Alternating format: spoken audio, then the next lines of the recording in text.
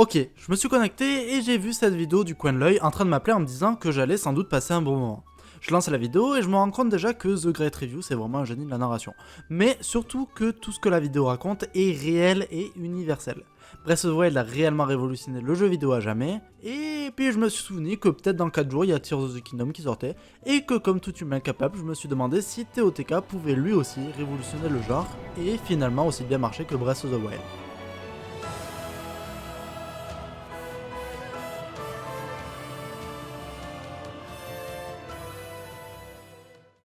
Dans Breath of the Wild, vous vous réveillez, on vous fait un court speech d'intro et vous sortez. Et quand vous sortez, la première chose que vous voyez, c'est l'entièreté de la carte, qui, après un pseudo tuto de 1 heure, vous est entièrement accessible. Vous pouvez aller là où vous voulez, quand vous voulez, on appelle ça dans le milieu un open world. Breath of the Wild n'est pas le premier ni le dernier. Même Skyrim, il y a 15 ans, appliquait déjà la formule. Ce qui est notable en revanche pour Breath of the Wild, c'est que la vidéo que je vous ai citée précédemment vous explique très bien, c'est que le jeu, c'est vraiment une ode à l'exploration. Tu commences le jeu, t'as rien. Tu vois des pommes, tu les ramasses.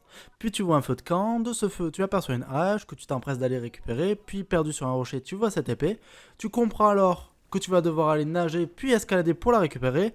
Et de là, t'as déjà quasiment tous les outils pour explorer l'entièreté de la map, sans avoir eu une seule fois l'aide du jeu. Et globalement, le jeu va fonctionner comme ça tout du long. Tu vois quelque chose, tu vas le récupérer, et de là t'envoies une autre, puis une autre, et selon un schéma qui se répète, et au bout d'un moment t'as fini d'explorer la map dans son intégralité.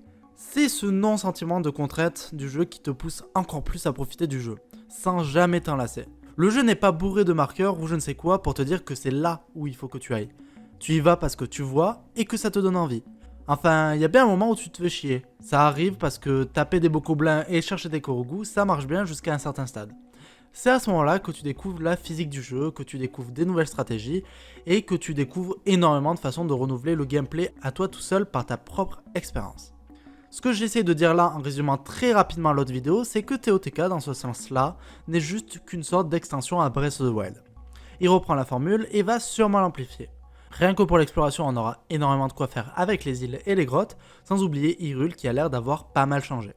Le schéma par rapport à BOTW sera répété. Côté physique du jeu, pareillement, le jeu va pousser les limites de ce que Breath of the Wild faisait déjà avec les véhicules et innombrables possibilités que va offrir tous les nouveaux pouvoirs. On en a déjà pas mal vu avec ce que Aonuma nous a montré, mais je suis sûr qu'il y en aura encore bien d'autres. Et bien sûr, j'oublie pas le nombre incommensurable de possibilités de battre des ennemis que le jeu va mettre à disposition du joueur. En fait, pour moi, Tears of the Kingdom, c'est un peu une version de luxe, poussée par les 6 années d'expérience que Nintendo a acquis depuis. Un jeu qui va prendre tout ce que faisait déjà BOTW en mal et va les corriger. Que ce soit un scénario un peu gaze, des donjons trop peu nombreux et une exploration encore plus poussée que jamais.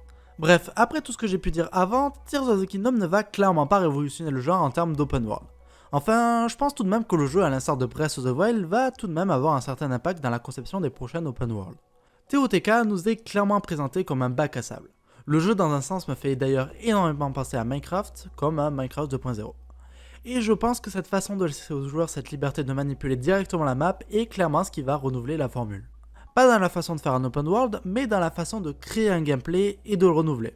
Et comme le dit si bien Aonuma, dans le précédent opus Breath of the Wild, vous avez eu l'occasion de découvrir un monde Zelda dans lequel vous pouviez aller et faire ce que bon vous semble en toute liberté. Dans sa suite, Tears of the Kingdom, la libre imagination des joueurs va être remplie de nouveaux gameplays capables de changer le monde du jeu. L'objectif du jeu sera clairement de savoir innover. Déjà que la carte du jeu sera la même, c'est d'autant plus compliqué. Après, si vous voulez mon avis personnel et ce pourquoi en tant que fan j'attends le jeu, c'est que le premier jeu, ok c'est cool, on était libre, mais niveau scénario, il n'y avait pas grand chose. Même il n'y avait que dalle en réalité. Le jeu incitait d'autant plus à explorer et à laisser la quête principale un peu de côté. Là on a l'air d'avoir vraiment un lore et un scénario de bâtard, qui je pense se mariera encore mieux avec l'exploration puisqu'on cherchera, je pense, à découvrir l'histoire de chaque lieu que l'on va visiter. Pareillement, le retour des donjons va également corriger le principal défaut de BOTW et renouer avec les Zelda d'avant BOTW. En fait, pour moi, Nintendo avec cet opus ont clairement souhaité réincorporer l'ancienne formule Zelda avec la nouvelle. Faire une sorte de fusion qui, je l'espère, va donner un banger absolu et réconcilier les fans de la saga qui, depuis Breath of the Wild, se plaignent un peu de la tournure qu'a pris la saga. Après, le jeu n'est pas encore sorti, du moins pas officiellement, et tout ce que je dis là peut être sujet à changement. C'est-à-dire que, en l'état, pour moi, le jeu va clairement rien révolutionner. Mais évidemment que cela pourra très bien être l'open world qui détrônera BOTW et devenir le jeu de l'année. Juste que de ce que Nintendo a su nous montrer, c'est clairement un grand nom pour moi. Mais au fond de moi, j'espère quand même que ça va être le cas. Et vous savez quoi? Eh ben la sortie de TOTK va être pour moi l'occasion de sortir plein de vidéos sur le jeu. J'ai très hâte, je sais pas vous. Enfin, je pense que vous vous en branlez un petit peu de moi.